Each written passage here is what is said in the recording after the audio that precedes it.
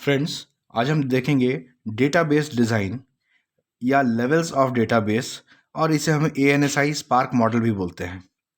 देखिए, इसमें क्या होता है कि एक स्टोरेज होता है जो कि सबसे लोअर लेवल पे है। उसके ऊपर है फिजिकल या इंटरनल लेवल, उसके ऊपर है कॉन्सेप्चुअल या लॉजिकल लेवल, और इसके ऊपर है एक्सटर्नल व्यू लेवल। तो देखिए, स्टोरेज में जो होता है इसमें डेटा स्टोर होता है, ठीक है। और इसके ऊपर होता है फिजिकल या इंटरनल लेवल। इसमें क्या है कि जिस फॉर्मेट में डेटा स्टोर हुआ है उस फॉर्मेट को ये फिजिकल या इंटरनल लेवल डिफाइन करता है, ठीक है। तो फॉर्मेट ऑफ डेटा, ठीक है। फर्दर एक लेवल और ऊपर चलते हैं तो इसे कहते हैं कॉन्सेप्चुअल या लॉजिकल लेवल। देखिए, ये जो डेटा हमारे पास यहाँ जो स्टोर हुआ है, इस डेटा के साथ हमें क्या करना है, ये कॉन्सेप्चुअल लेवल या लॉजिकल लेवल पे हम देखते हैं, ठीक है। तो यहाँ पर होगा what to do with data. What to do with data, इसका मतलब ये हो गया कि जो डेटा यहाँ अवेलेबल है, इसे हम इसका कौन सा पार्ट हम यूज़र को दिखलाएंगे, या कौन सा पार्ट को हम हिडन रखेंगे, या कौन सा एल्गोरिदम या लॉजिक लगाएंगे जिससे कि हमारा जो वर्क जो है वो अकम्प्लिश या पूरा हो सके, ठीक है। तो ये हो गया कॉन्सेप्चुअल या लॉजिकल लेवल। और इसके ऊपर हो गया एक्सटर्नल या व्यू लेवल, जो कि यहाँ पर हम एंड यूज़र होता है, वो एक्सटर्नल व्यू लेवल में जो है यूज़र होता है, ठीक है। कॉन्सेप्चुअल लेवल पर जो वर्क जो करते हैं उसे हम कहते हैं डेटाबेस एडमिनिस्ट्रेटर, ठीक है। अब देखिए, इसे हम ऐसे समझते हैं। मान लिया जाए एक ATM है, ठीक है। ATM है, ATM मशीन। तो ATM में जितने भी कस्टमर्स होंगे उस बैंक के, उसका सारा डेटा कहीं ना कहीं स्टोर होगा, ठीक है। वो स्टोर होगा कहाँ? किसी सेंट्रल सर्वर में, ठीक है। किसी सेंट्रल सर्वर में उनका डेटा स्टोर होगा, ठीक है। उस डेटा को मैनेज करने के लिए फिजिकल या इंटरनल लेवल पे मान लिया जाए MySQL, या लेट्स से आपका जो डेटाबेस जो सॉफ्टवेयर जो होते हैं, लेट्स से MongoDB, इन सारी चीज़ों पे काम किया गया होगा, ठीक है। अगर कॉन्सेप्चुअल लेवल की बात करें तो यहाँ पर जो है ये जावा जैसे सॉफ्टवेयर पे काम किया गया होगा, ठीक है।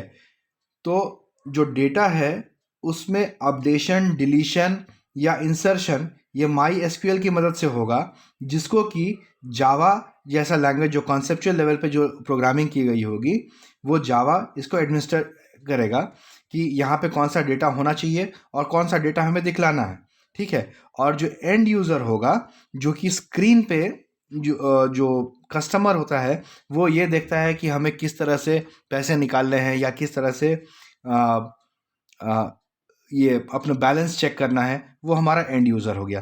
तो एंड यूज़र जो हो गया वो सिर्फ व्यू कर सकता है, वो ना तो डेटा में कुछ चेंजेस कर सकता है और ना ही उसके लॉजिक में कुछ चेंजेस कर सकता है।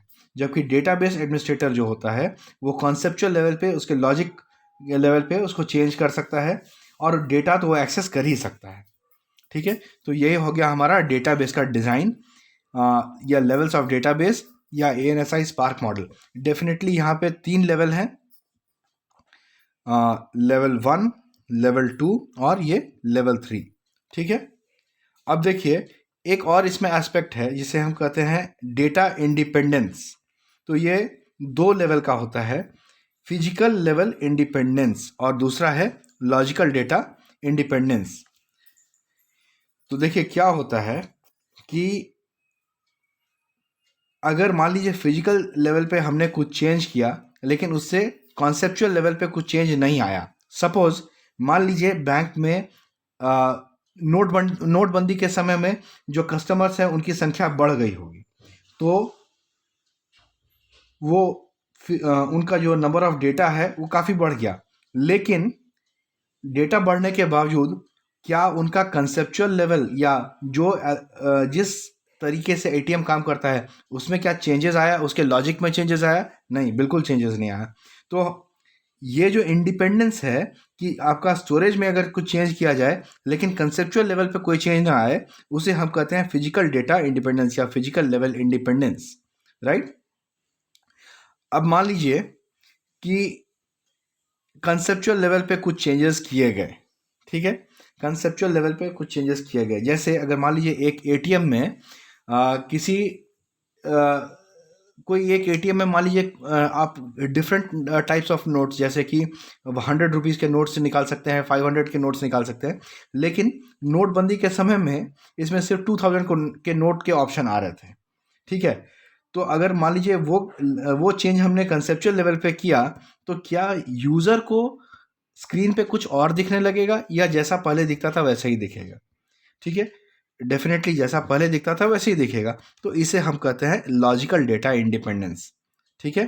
तो यहाँ पे दो तरह के डेटा लेवल इंडिपेंडेंस है, पहला फिजिकल डेटा लेवल इंडिपेंडेंस और दूसरा है लॉजिकल डेटा इंडिपेंडेंस, ठीक है।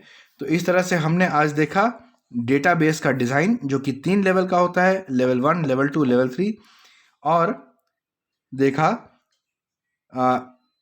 डेटा इंडिपेंडेंस के विषय में, ठीक है। एक एग्जाम्पल देखा एटीएम का। होप आपको ये वीडियो अच्छी लगी होगी। तो ऐसी वीडियोस के लिए हमारे साथ बने रहें। तब तक के लिए धन्यवाद।